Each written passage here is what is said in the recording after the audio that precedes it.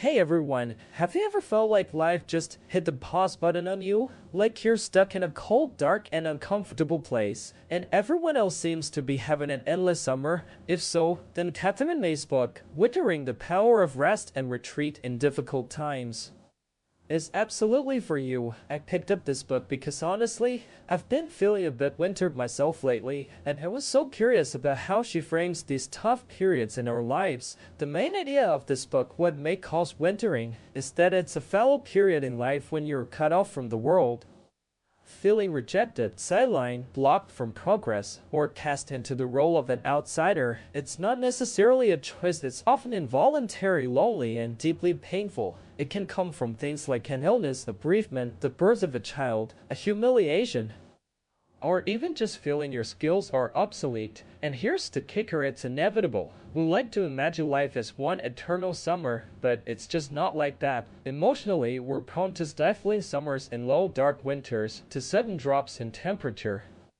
Even if you manage to control your own health and happiness, life would still throw winter at you. Parents age and die, friends betray, the world weighs against you. Eventually, we all screw up, and winter quietly rolls in. May herself dives into her own wintering period right at the start of the book. It began on a blazing September day, just before her 40th birthday. While celebrating on Folkestone Beach, her husband, H, started feeling sick. What she initially dismissed as a nuisance turned out to be appendicitis, and he ended up in the hospital, where his appendix burst. This sudden frightening crisis felt like a dangerous and terrible thing that had happened while she had deserted her post. She had to fiercely advocate for him against what seemed like a slow, indifferent hospital system. This was also happening right after she'd given notice at her university lecture job, published a book, and her son was starting year one. Talk about multiple winters hitting at once. So you might be wondering, what do you do when winter hits? How do you get through these tough times? Well, May explores several fascinating approaches, starting with her own desperate need to keep her hands moving while her husband was recovering and she was dealing with her own stress-induced illness.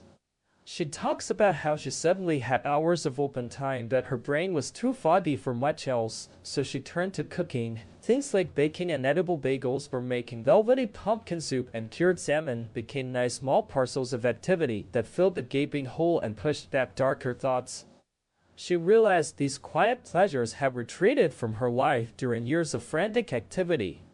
One of the most profound sections for me was her exploration of the Finnish concept of talvidelt, which roughly translates to being stowed away for winter. Her friend Han explains that in Finland, where winter arrives suddenly and is extremely cold half the year below zero, you don't mess with it, you get a completely different wardrobe, you can't just make do. Preparations start as early as July or August. This includes house repairs, chopping firewood, buying winter tires, and baking to fill the freezer for hospitality. This deeply practical approach, born of necessity, highlights a stark contrast to how many of us in milder climates tend to ignore or fight against the coming cold. It's about being ready for the inevitable. May also dives into the idea of embracing the cold itself. After her Blue Lagoon experience in Iceland, she gets a violent fever, almost like the waters drew it out of her. But it's through this experience, and later speaking with Dort Lager, an experienced cold water swimmer from Denmark,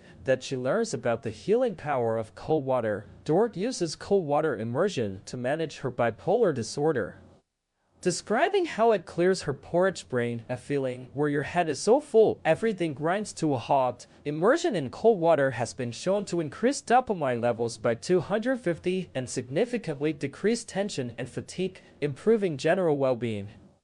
It becomes an act of defiance against woes, building resilience. May herself starts her own sea swimming journey, finding that the fear of the cold never subsides, but the shared experience with a friend makes it possible, a shortcut to intimacy where they could freely share their darkest thoughts. Another fascinating aspect of wintering is the way it forces us into rest and introspection. May realizes that her happy hibernation of sleeping 9 hours a night in winter compared to 6 or 7 in summer is part of a natural body rhythm. She learns about the historical concept of first sleep and second sleep before the Industrial Revolution, with a period of watch in between for contemplation and connection. This suggests that our modern insistence on continuous sleep might be fighting a natural human tendency for midnight wakefulness. For May, these early morning hours become a sacred space for writing and reading. A time of solitude away from the relentless demands of the world, the book beautifully uses nature as a metaphor for these periods of retreat and transformation. We learn about deciduous trees, which don't fight winter but shed their leaves, a process called abscission to prepare for renewal. With new buds already in place, these are described as wintering machines, where the entire colony acts as a single superorganism. Their activities oriented towards surviving the cold, they cluster together and use heater bees to maintain a core temperature. Fueled by honey. This isn't about individual bees surviving, but the collective. And then there are wolves, who symbolize the rapacious hunger of winter and our own wolfish desires in lean times, reminding us of the wild potential outside civilization. May cautions us not to aspire to be like ants and bees. To avoid the idea of a utopian human machine where individuals are expendable. Humans are more complex, capable of returning from a wintering not just restored, but with greater wisdom and compassion. The book also delves into the importance of ritual and community in navigating winter. May describes attending the Sancta Lucia service in London, where Saint Lucy, associated with light, symbolizes bringing light into darkness. She also attends the winter solstice celebration at Stonehenge, a bewildering mix of cultures, where people gather to mark the return of light after the shortest day. These rituals, even if they feel a bit daft or embarrassing at first, provide a rhythm to the year, a way to connect with ancient cycles, and a shared sense of meaning and community. They allow us to hold thoughts that we might otherwise find silly, like a voiceless awe at the passing of time. One of the most poignant lessons May shares is about accepting sadness and vulnerability. She realized she had been taught to ignore sadness, but wintering is the active acceptance of sadness. It's about having the courage to face the worst parts of our experience and commit to healing them.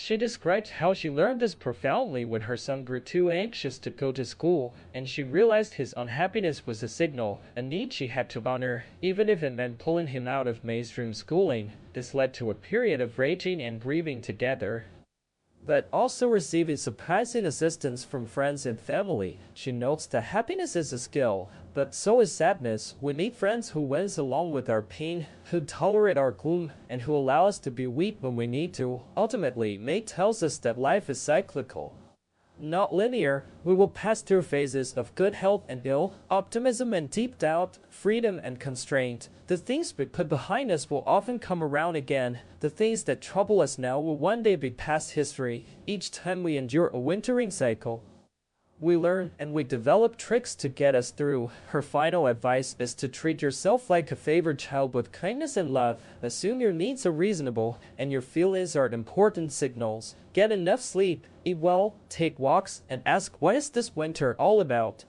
What change is coming? This book is a powerful reminder that these difficult periods are not failures, but essential parts of life. They are moments of transformation, growth, and the acquisition of deep wisdom.